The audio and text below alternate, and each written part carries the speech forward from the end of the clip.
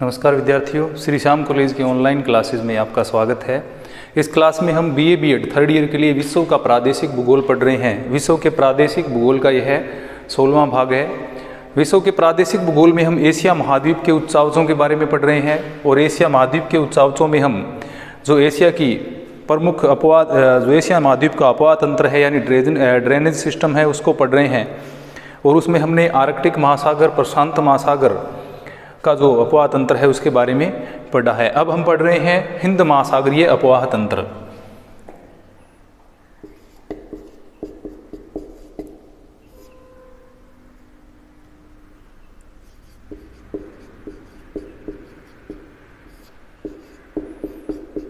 अपवाह तंत्र में हिंद महासागरीय अपवाह तंत्र।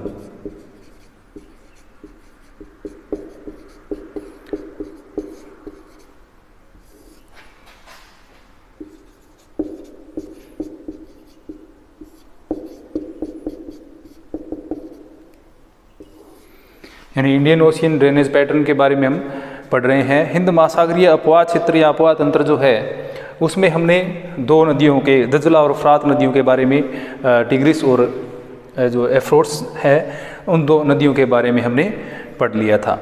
तो उसमें हमने देखा था कि दोनों नदियां जो आर्मेनिया के पठार वाला क्षेत्र या अरारात पर्वत से निकल करके जो फारस की खाड़ी वाले क्षेत्र में गिरती हैं, उनके बीच में मेसोपोटामिया की सभ्यता का विकास हुआ है और दोनों जब आपस में ये मिलती हैं तो उनको सत अलर्ब के नाम से जाना जाता है। तो इस बारे में हमने पढ़ लिया था। यानी टिग्रिस और यूफ्रेट्स नदी जो हैं उनके बारे में हमने पढ़ा था, यानी दजला और फ्रात नदी के बारे में। अब इससे आगे हम बढ़ें, यानी पश्चिम की ओर, पूर्व की ओर अगर हम चलते हैं तो इसमें जो मध्य उच्च पर्वतीय क्षेत्र है यानी हिमालय वाला जो पर्वतीय क्षेत्र जो आता है उसके अंदर की जो नदियां हैं उनके बारे में हम पढ़ेंगे। हालांकि एशिया महाद्वीप में बहुत सारी नदियां हैं लेकिन हम केवल मुख्य जो नदियां हैं यानी बड़ी नदियां जो हैं उनके बारे में ही अध्ययन करेंगे, क्योंकि प्रत्येक नदी का अध्ययन है वो विस्तृत रूप में संभव नहीं है, एक लंबी विषय वस्तु हो जाती है। इसलिए कि हम प्रत्येक जो विशेष नदी है या मुख्य अपवाह तंत्र है उसके बारे में ही अध्ययन करेंगे। तो अब हम आगे बढ़ते हैं तो भारतीय उपमहाद्वीप में हम पहुंच जाते हैं। और भारतीय उपमहाद्वीप की अगर हम बात करें तो सबसे पहला नदी तंत्र इधर पश्चिम से हम अगर पूर्व की तरफ बढ़ते हैं एशिया में तो आता है सिंधु नदी।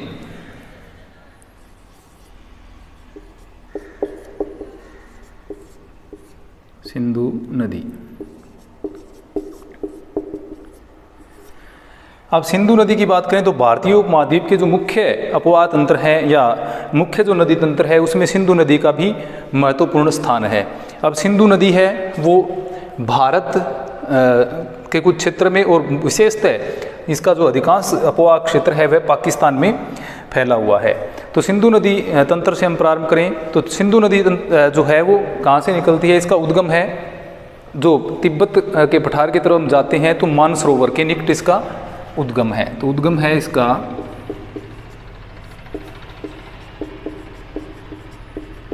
मानसरोवर झील के निकट कह सकते हैं और ये मुख्यतः है कैलाश पर्वत। इसमें एक हिमानी से इसका उद्गम होता है, बोखरचू के निकट एक हिमानी स्थित है, वहाँ से इसका उद्गम होता है। इसका उद्गम जो स्थल है वो समुद्र तल से लगभग 5182 मीटर की ऊंचाई पर स्थित है। 5182 मीटर की ऊंचाई से इसका उद्गम है वो होता है। यानी भारत से हम तिब्बत वाले क्षेत्र में जाएं तो इस नदी का उद्गम स्थल है मानसरोवर झील के निकट है और कैलाश पर्वत के नज़दीक ये नदी जो है वो उद्गम इसका होता है। अब यहाँ से पश्चिम की ओर जो प्रवाहित होती है तो जो काराकोरम दर्रा है उसके पास आकर के इसमें जास्कर नदी जो है वो समाहित होती है। अब इस नदी की अगर हम लंबाई की बात करें तो अगर हम लंबाई देखें सिंधु नदी की तो यह लगभग 2880 किलोमीटर लंबी है।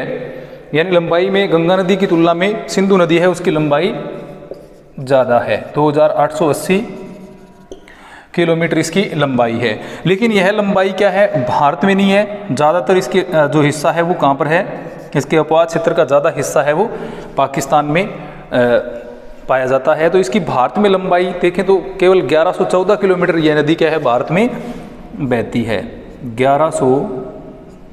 14 किलोमीटर।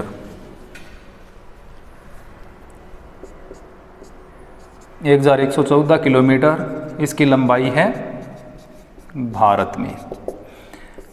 तो इस प्रकार मानसरोवर से झील से निकल के जो काराकोरम वाला क्षेत्र है यानी लद्दाख से ये क्या है भारत में प्रवेश करती हुई आगे जाती है और भारत में ये कितनी 1114 किलोमीटर तक प्रवाहित होती है। ज़्यादातर इसका जो लंबाई है वो लंबाई इसकी कितनी है 2880 और अधिकांश भाग इसका कहाँ पर है पाकिस्तान में, क्योंकि सिंधु के जो मैदान का अधिकांश भाग है या अपवाह क्षेत्र का जो अधिकांश है वो पाकिस्तान में पाया जाता है। अब इसका जो बेसिन है क्षेत्र है या अपवाह क्षेत्र जो है वो लगभग 11 लाख वर्ग किलोमीटर में फैला हुआ है।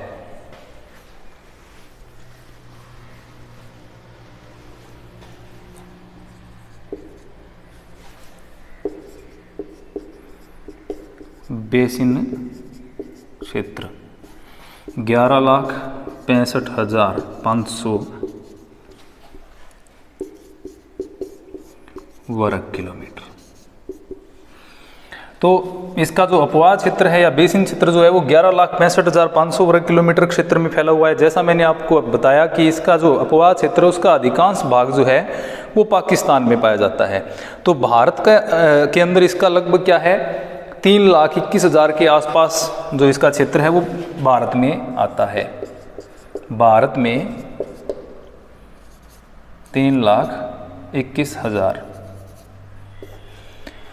तो 3,21,000 वर्ग किलोमीटर जो क्षेत्र है वो आता है भारत में इसके अपवाह का,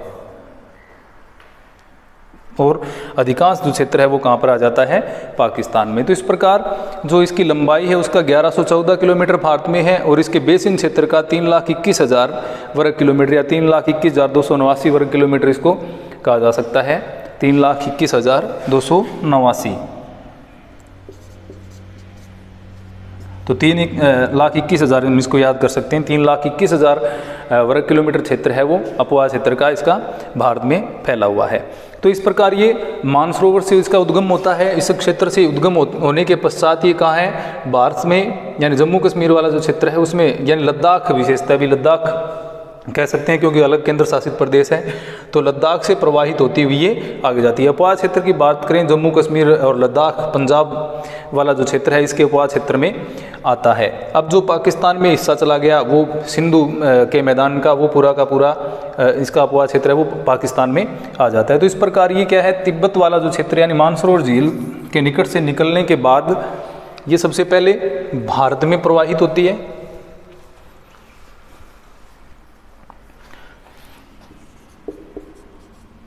भारत में प्रवाहित होने के बाद ये कहाँ पर प्रवेश करती है पाकिस्तान में, और पाकिस्तान में प्रवेश करने के पश्चात यानी इसका जो मुहाना जो है उद्गम इसका मानसरोवर के निकट कैलाश पर्वत में हो गया। तो इसका मुहाना जो है ये यहाँ से प्रवाहित होते हुए अरब सागर में गिरती है। तो मुहाना इसका कहाँ पर है अरब सागर। अरब सागर में क्या है इसका मुहाना या कह सकते हैं ये अरब सागर में अपना जल डालती है। तो इस प्रकार ये भारत पाकिस्तान में पहनने के पश्चात अरब सागर में जाकर मिल जाती है। अब प्रारंभ में इसकी जो सहायक नदियां हैं उनमें विशेषतः जास्कर है,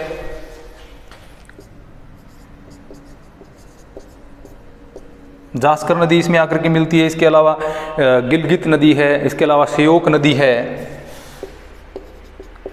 श्योक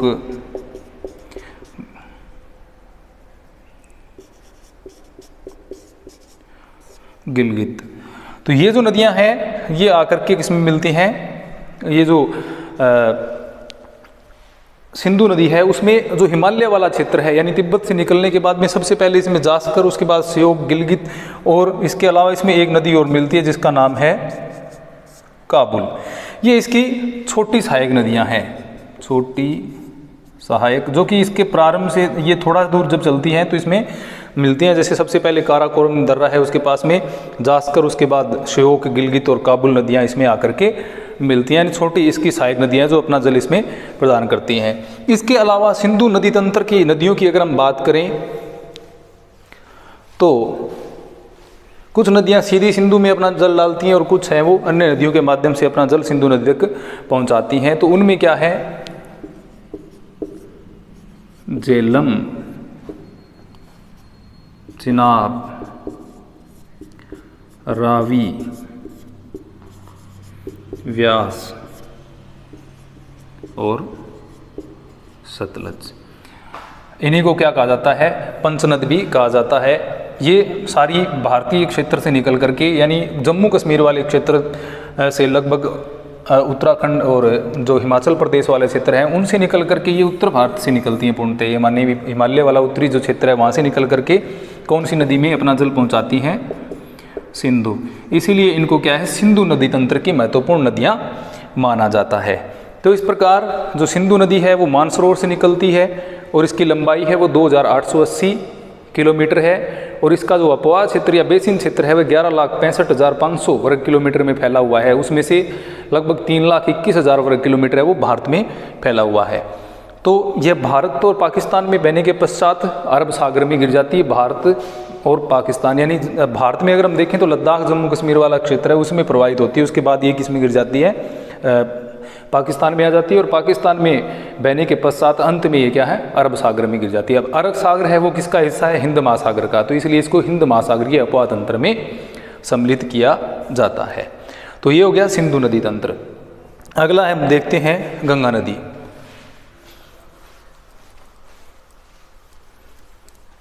गंगा नदी के बारे में जैसे भारतीय जो भारत का भूगोल जो लगता है अपने सेकंड पेपर जो है उसमें भी विस्तार से जो अपवाह तंत्र है उसको पढ़ा जाएगा। तो गंगा नदी के बारे में कुछ सामान्य जानकारी देखते हैं। गंगा नदी, अब सबसे पहले भारत का सबसे महत्वपूर्ण नदी तंत्र, यह भारत का सबसे महत्वपूर्ण नदी तंत्र है। इसको हम जब आर्थिक दृष्टि से देखें तो भी महत्वपूर्ण है, सामाजिक दृष्टि से, सांस्कृतिक धार्मिक दृष्टि से देखें तो भी गंगा नदी है वह अत्यधिक महत्व रखती है। यानी बहुत ही महत्वपूर्ण नदी तंत्र ये भारत का है। इसके उद्गम की अगर हम बात करें तो उत्तराखंड,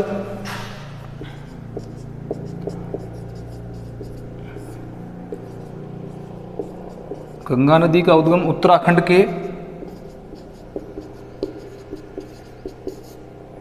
उत्तरकाशी जिले के गंगोत्री हिमनद, यानी प्रारंभिक उद्गम की अगर हम बात करते हैं गंगा नदी की, तो गंगा नदी का जो उद्गम है वो उत्तराखंड जो राज्य है उसके उत्तरकाशी जिले के गंगोत्री हिमनद से यह निकलती है। भारत की सर्वाधिक महत्वपूर्ण नदी इसको कहा जा सकता है। सामाजिक, आर्थिक, सांस्कृतिक सभी दृष्टि से ये भारत की सबसे महत्वपूर्ण नदी है। अब इसकी लंबाई की बात अगर हम करें, उद्गम उत्तराखंड के उत्तरकाशी जिले के गंगोत्री हिमनद से, लंबाई है वो 2525 किलोमीटर, यानी 2525 किलोमीटर इस नदी की लंबाई है। तो भारत में पूर्णतः बहने वाली सबसे लंबी नदी की अगर हम बात करें तो वो गंगा नदी है। भारत में सबसे लंबी पूर्णतः बहने वाली नदी है ये। अब बेसिन की इसकी बात करें तो 8,38,000 वर्ग किलोमीटर के आसपास इसका बेसिन क्षेत्र है या अपवाह क्षेत्र कह सकते हैं। 8,38,200 वर्ग किलोमीटर। तो इसका बेसिन क्षेत्र की हम बात करें तो 8,38,200 वर्ग किलोमीटर में इसका अपवाह क्षेत्र फैला हुआ है। तो ये एक बड़ा नदी तंत्र है। लंबाई 2525। इसकी अगर लंबाई की हम बात करें तो सर्वाधिक लंबाई इसकी कहाँ पर है? उत्तर प्रदेश में। उत्तर प्रदेश में इसकी सर्वाधिक लंबाई है और बेसिन क्षेत्र इसका 8,38,200 वर्ग किलोमीटर फैला हुआ है। गंगा नदी तंत्र जो है भारत का उत्तर का विशाल जो मैदान है, यानी यहाँ से उत्तराखंड से निकलने के पश्चात इस तरह से ये आगे बढ़ती है और कहाँ पर गिर जाती है? लास्ट में जाकर के बंगाल की खाड़ी में। तो भारत का जो उत्तरी विशाल मैदान है उसका निर्माण किसके द्वारा होता है? गंगा नदी तंत्र द्वारा।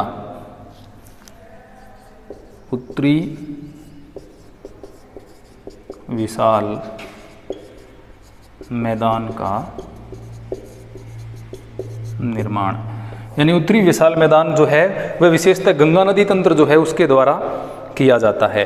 अब इसके गंगा नदी जो है वो सिंचाई के लिए भी काम में ली जाती है, इसका जल पेयजल के रूप में काम में लिया जाता है, जल परिवहन के रूप में भी काम लिया जाता है, इसलिए इसका सामाजिक, आर्थिक, सांस्कृतिक सभी प्रकार का महत्व वो है। अब गंगा नदी की अलग अलग शाखाओं से ये मिलकर के बनी है, जैसे भागीरथी, अलकनंदा है, मंदाकिनी है, तो ये अलग अलग जो नदियां हैं उनसे मिलकर के बनी है। जब भागीरथी और अलकनंदा का जब संगम होता है,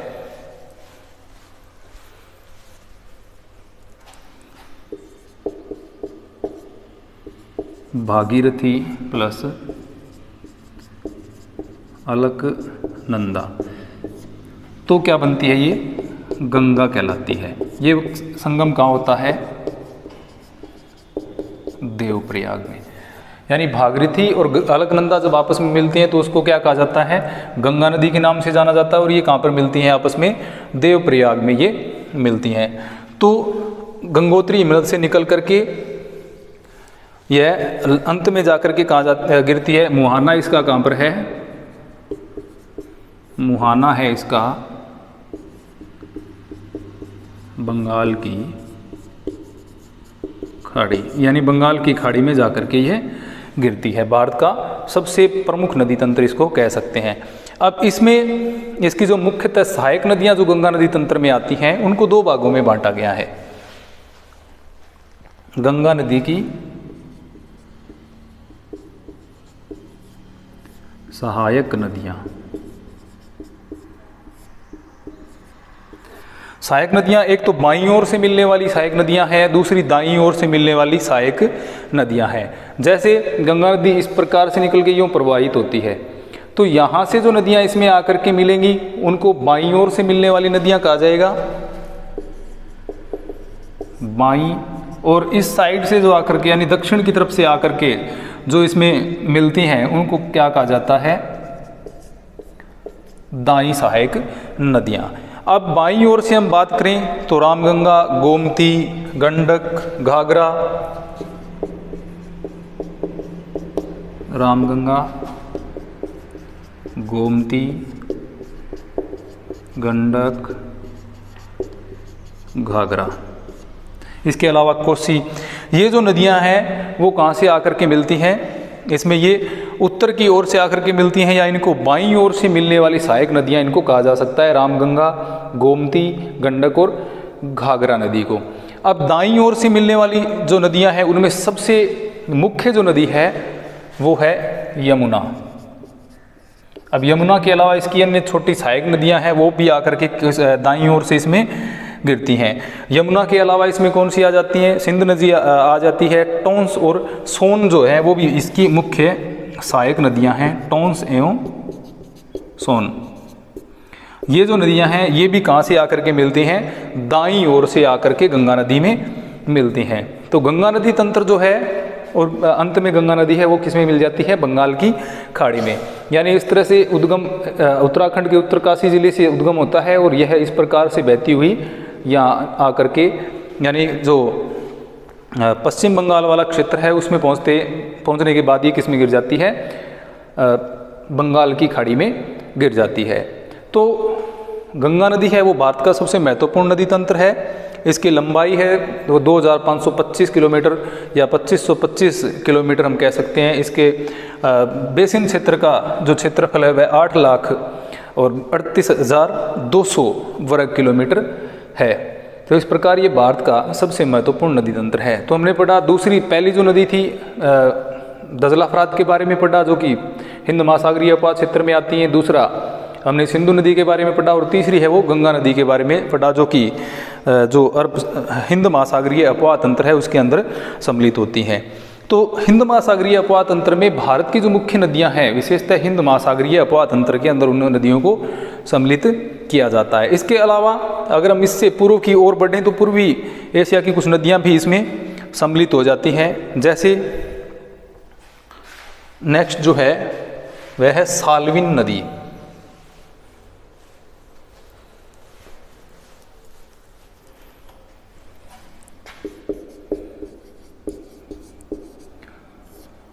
साल्विन नदी यह जो नदी है मुख्यतः इसका उद्गम जो होता है तिब्बत से होता है। उद्गम तिब्बत के पठार से। तिब्बत से निकलने के बाद यह क्या है, चीन के यूनान प्रांत में बहती है। चीन का जो यूनान प्रांत है उसमें बहती है। कहाँ से निकलने के बाद, तिब्बत से निकलने के बाद। और यूनान प्रांत के बाद यह किस में प्रवेश कर जाती है, म्यांमार में प्रवेश कर जाती है। म्यांमार में प्रवेश करती है, यानी चीन का जो यूनान प्रांत है उसमें बहते हुए म्यांमार में प्रवेश करती है। अब ये नदी आगे जाकर के क्या है, यानी दक्षिण की तरफ जब आएगी तो यहाँ पर ये इस तरह से म्यांमार एवं थाईलैंड के मध्य क्या है, सीमा बनाएगी। आगे चलकर म्यांमार व थाईलैंड की सीमा बनाती है।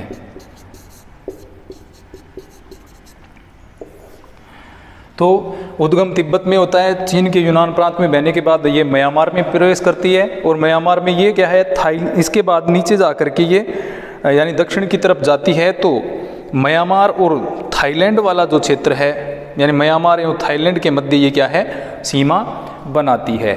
यानी इस तरह से म्यांमार और थाईलैंड के बीच में ये सीमा बनाती हुई चलती है। तिब्बत से इसका उद्गम होता है और आगे जाकर के यह क्या है, मर्तबान की खाड़ी में गिर जाती है। कहाँ पर गिर जाती है, मर्तबान की खाड़ी में, यानी मुहाना इसका कहाँ पर है, मर्तबान की खाड़ी में, जो कि अंडमान सागर जो है उसका भाग कह सकते हैं। ये वाला जो क्षेत्र है इसको मुहाना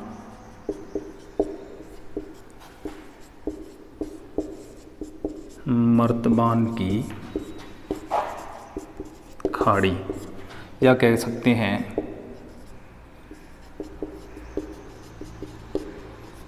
अंडमान सागर। मर्तबान की खाड़ी या अंडमान सागर में जाकर के यह गिर जाती है। तो दो देशों के मध्य सीमा भी बनाती है ये। कौन से देश, दो, म्यांमार एवं थाईलैंड के मध्य यह सीमा बनाती है। तो इस प्रकार हमने जो मुख्य मुख्य नदियां हैं, जैसे सिंधु, दजला फरात है, सिंधु है, गंगा है और साल्विन नदी है, इनके बारे में पढ़ा। इसके अलावा इरावदी, चाओ फ्राया और रेड जो नदी है उनके बारे में भी हम पढ़ेंगे। अब आज के लिए इतना ही। अगली क्लास में हम अन्य जो बाकी नदियां रह जाती हैं उनके बारे में अध्ययन करेंगे। धन्यवाद।